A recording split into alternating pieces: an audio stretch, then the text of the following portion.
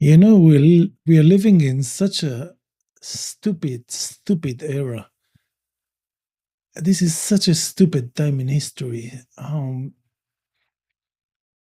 It is not just the genocide. It is not just the sadism, the psychopathy, the indifference, the mercilessness. I think that to a degree, we always had that. We always had that. Israel didn't invent anything. It didn't invent sadism. It didn't invent mass murder against people or genocide. He didn't invent it. It has reached a very low point in humanity, in human evolution. Um, but it's not unique. But I think that what is unique to our time is how stupid it is. And I'm going to use this word a lot because this is the most apt word I can find. We don't have any meaningful debate about anything.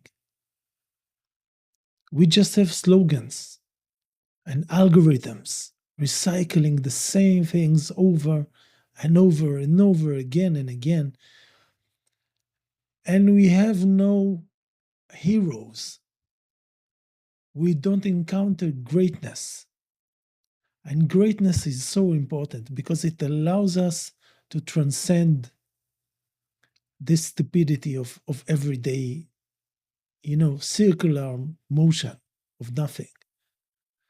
Greatness allows us to see things as they are from a different perspective, a perspective of a long time.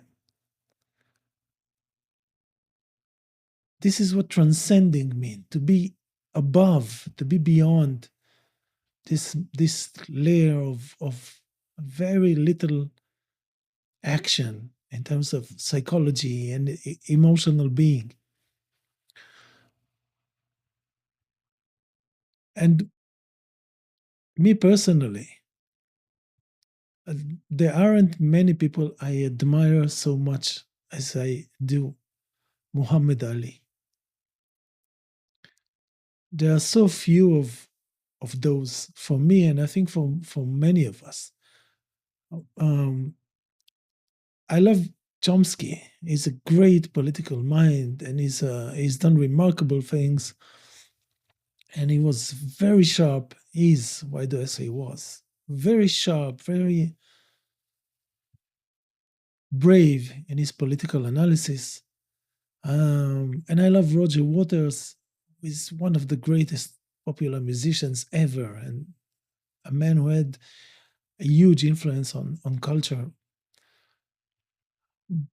But both of them never really paid the price for their choices. Um, Ali is different. Ali is different. Ali is actual greatness. And because of my love for him, because of how much I see him as a great example, a great educational and philosophical example to how people should be and how society should be. I'm making this video to convince you too of this belief that I have of Ali being so unique in modern history. Ali won gold medal in the Rome Olympic in 1960 when he was 18. He was light heavyweight gold medalist, Olympic champion. In 2 or 3 years as a professional, he was already spoken of as a next big champion. He was 20 something. At 22, he was world heavyweight champion. And his style, his charisma, his talent for speech and and language, and he could say the funniest, most hilarious things. He made fun of everybody, and he made fun about himself, made fun of himself, and he was afraid of no one. He was afraid of nobody in the ring, initially in the ring. He would taunt his opponents. He would go to their training camps and shout things like them. I'm going to destroy you. I'm going to annihilate you. Once I'm done with you, I'm going to put you in a zoo. All kinds of crazy stuff that he did. He wasn't afraid of no one. And in the mid 60s, as a world champion, he was already a legend. He was an international legend. He was an international celebrity. He was one of the biggest names in the whole world. In some parts of the world, he was bigger than Elvis. He was a legend. He was celebrated the world over. And those are the years of the Vietnam War. And Ali, from the very beginning of his fame, of his being known as a world champion, as a world celebrity, as a unique figure in culture and sports, he made it very clear he was not going to get enlisted and go to Vietnam to fight for the US, which is really the military industrial complex and colonial habits and instincts and everything that we know so well. Ali made it clear he wasn't going to go to Vietnam. And he also made it clear that he's not going to Vietnam, he's not going to dodge the draft like many others did. He was going to make it political. He was going to say something like this, like the quote here on my behind me. He made it very, very clear why he was not going to go to Vietnam and fight over there. This terribly cruel and unjust war that took the lives of millions of innocent people in Vietnam for no reason. And in an instance, almost, Ali went from being the most popular and most loved and admired and biggest celebrity of his time to being the most hated person in America. Because in those years, 66, 67, which is when he was sentenced for his refusal to go to the military, the Vietnam War was still very popular, and most Americans were behind it. But Ali, at the peak of his career, at the time when he was making millions of dollars per fight, when he was the biggest star under the sun, admired globally, from Africa to the Philippines to China, everywhere people knew Muhammad Ali's name. He was a great, great celebrity is not the right word, but one of the most recognizable faces on the planet. But he decides to become a conscientious objector and not go, refuse to go and make it public of not going to fight in Vietnam. And he's sentenced to 5 years in prison. He doesn't go to prison because he pays a lot of money, but he's being stripped of his titles. He can't fight. For 3 years at his prime, he is not allowed to fight in the US or anywhere else because all the boxing organizations stripped him of his titles and his boxing license. So this is the most famous athlete in the whole world, making millions upon millions of dollars every fight, deciding to put his conviction first and declare publicly that he's not going to go and join this colonial, unjust, white supremacist war. So when his boxing license is revoked, as is cancelled, he doesn't hide. He goes on a tour and talks to students and political activists to encourage refusal, to encourage objection to the Vietnam War. And he's part of the civil rights movement. And he's the biggest athlete of his time who now cannot fight because of his political beliefs, which are very special. I'm not going to war with you. And I think that we as a general, as a broad culture of people, of humanity, we don't appreciate enough Muhammad Ali and his place and the meaning of what he did and the influence it can have on humanity. Because this is so huge, what Ali does.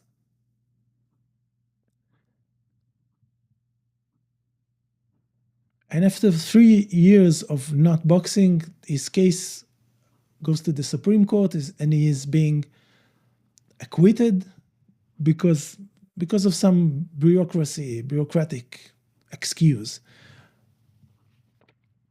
And he goes back into the ring and regains his title and becomes again bigger than he even was before. And he was so radical. He was part of the Nation of Islam. I mean, the most radical black organizations in American history. And this is why I'm saying that we live in such a boring and stupid time, because we have nothing like this today. We don't have Black Panthers and we don't have the Nation of Islam. I mean, they may exist formally somewhere, but they have no echo, no vibration in culture. They don't exist. We have a culture of, I mean, nothing happens. Nothing happens in culture. This is like this is so sick. The only thing that happens in our culture is money moving from this place to this place. They are telling you this artist made $1 billion and this artist made $2 billion. What does it mean? Or this billionaire, or this trillionaire, what does it mean? It has no meaning. It has no meaning. But the 60s were so different, and Ali was so different. But I want to explain specifically why I think his picture should be displayed and should be hanging in every classroom the world over. And there are two reasons for this. The first reason is, and this is so beautiful, this is poetic, like he was. He was so poetic and so graceful and funny and witty, and he was everything. He was the whole deal. But the one thing he showed us, and that's all of us, he showed us that you can become rich and famous. And he wasn't just rich and famous, he was the most famous. He was the biggest name. The biggest name. And you can be that and you can do that and not lose your conscience and stay political. And when you do that, when you choose to be political and choose to not conform to what your society demands of you, you can still be loved and appreciated. And this is such a big lesson. I mean, you don't have to choose. If you work with your heart and you're sincere and you believe in what you do, you won't lose anything. Because the resistance that you meet, the hate that you get, they are circumstantial. They pass. But the love is eternal. The love is eternal. The love that Ali got and still gets, this is eternal. No one remembers today the people who hated Ali and called him names. No one remembers them. They count for nothing. So this is such a huge lesson for all of us about courage and about what counts in life and what can be accomplished. This is inspiration. This is being super successful, super successful, and still be political and pay a price, but not go away, not disappear, and becoming even more famous and more successful than you were before. This is such a great lesson. But the other thing that Ali taught us, and I think, I mean, I truly believe it. I truly believe what I say. This is the great lesson of Muhammad Ali, and this is why he deserves to be known by every child. This lesson that I'm about to tell you, this is the most important educational message any child will hear their whole lives. What he taught us is that when your society, when your people, when your country, your tribe, your family organize to do evil, you stay out of it. You don't join them. You don't put conformity and country or family or whatever before your own conscience. This is, I'm telling you, this is the most important educational message any one of us will ever hear in our whole lives. This is it. This is the beginning and almost the end of education. This is the most important stuff to hear. And children today never hear it. They never hear it. They are only taught conformity. Do as the TV says, do as society says, do as teachers say, do as management say. Never listen to your conscience first. Never, never.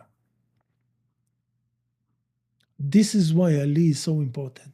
This is why he is so important. This is why he is a singular, unique historical figure without equal.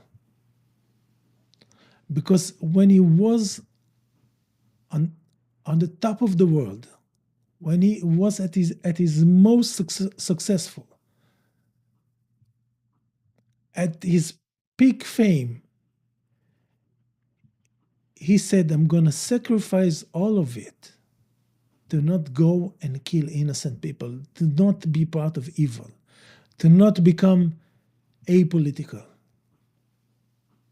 He taught us, he made the connection. There is no here and there.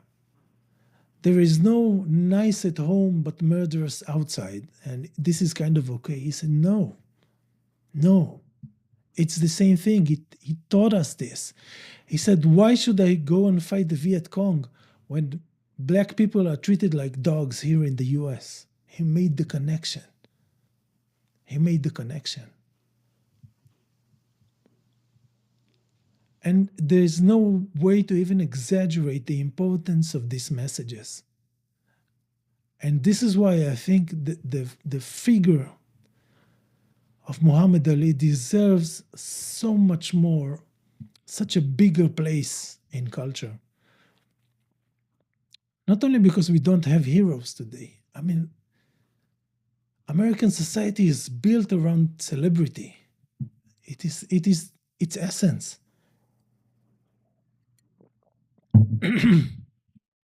It has so many celebrities. I think about how many people are famous in this country. Musicians and movie stars and billionaires and millionaires and managers and CEOs.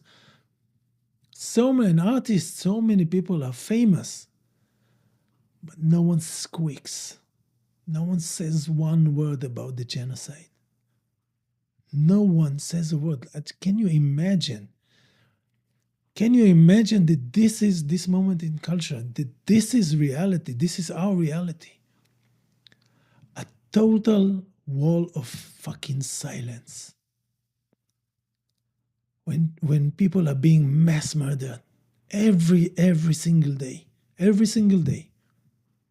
Children and women and men, innocent people who have done nothing except being in Israel's way to expansion. This is their only sin. And subjugation and domination and all this, we know it. And this superpower of celebrity status has complete intergalactic silence. No one says a word. And I can promise you